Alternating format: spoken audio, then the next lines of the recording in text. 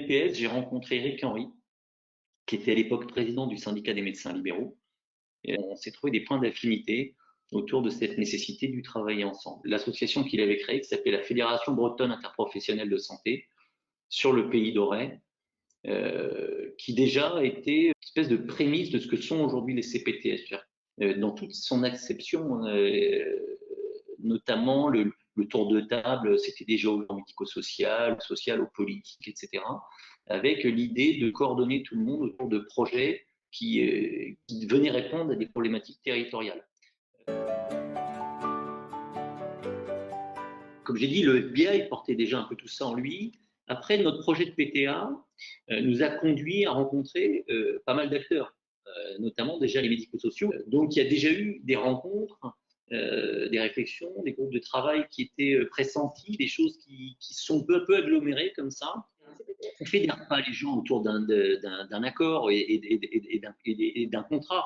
On fédère les gens autour d'actions. On est des libéraux de santé. Nous, ce qui nous intéresse, c'est l'action. Qu'est-ce que je peux faire de mieux pour mon exercice professionnel et pour mes patients? Les gens, ils veulent du projet. Pardon, il y a un trop haut niveau d'exigence de la part des administratifs, notamment des agences régionales, mais pas seulement, sur ce que doivent être les dossiers qui expliquent ce qu'est la CPTS en train de se monter, etc. Et notamment pour tout le volet projet de santé. On peut fatiguer les gens et les décourager à force de ne pas reconnaître le travail qui est fait. Et une forme de reconnaissance, c'est de financer le travail. Cette analyse est si vraie que dans l'avenant conventionnel qui va être signé, il est prévu que les fonds structurels de fonctionnement soient donnés à des CPTS qui n'ont pas encore de projet de santé déposé. Donc nous, on a été accompagnés par Gécolib juste après qu'on ait été reconnu, que notre projet ait été validé par l'ARS, donc sur mi-2019.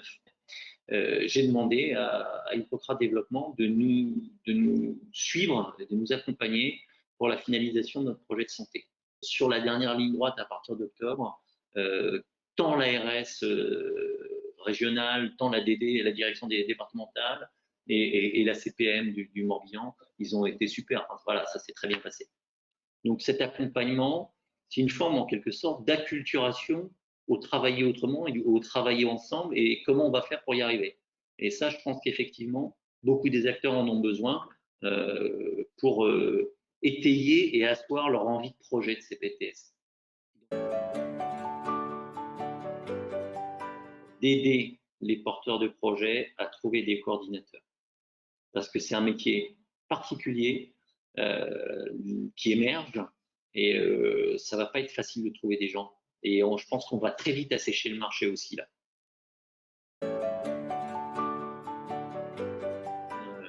On a une acculturation commune en fait à avoir.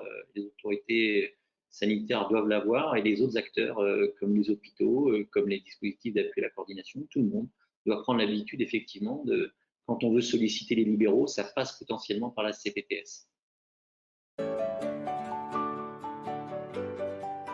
La crise Covid a conduit notre CPTS non financé à mettre en place tout un tas d'actions d'accompagnement autour de la récupération et la distribution d'équipements de protection individuelle, par exemple, mais pas que.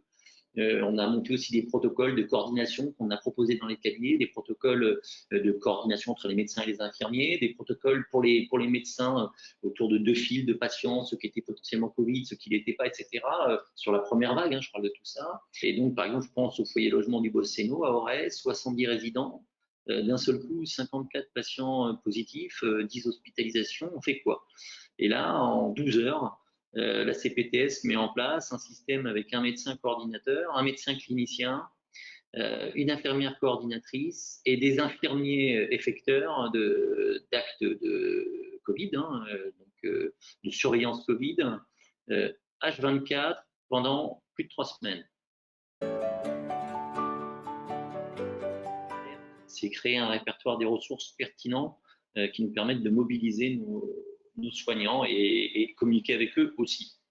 Après, prioriser des actions par rapport aux engagements de la CI, médecins traitants, coordination ville-hôpital, etc.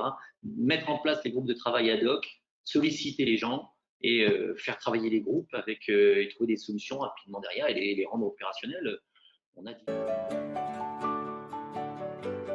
tout ça, et ben la CPTS, elle est là pour porter tous les rêves que peuvent avoir les libéraux de santé en termes d'exercice professionnel, que ce soit pour améliorer leur exercice et améliorer tout le côté psychosocial, mais aussi ce qu'ils ont envie de porter à leurs patients en termes d'amélioration des parcours. Donc, c'est juste dommage de ne pas s'engager là-dedans, c'est tout. On a envie de faciliter le parcours de soins pour les usagers. Voilà, on va essayer de les aider tous. Et on va essayer de faire en sorte que le monde libéral soit pas un truc dispersé, mais soit une offre visible. On va essayer de faire en sorte que l'offre de soins libérale soit plus accessible et qu'il n'y ait plus de patients qui soient sans réponse.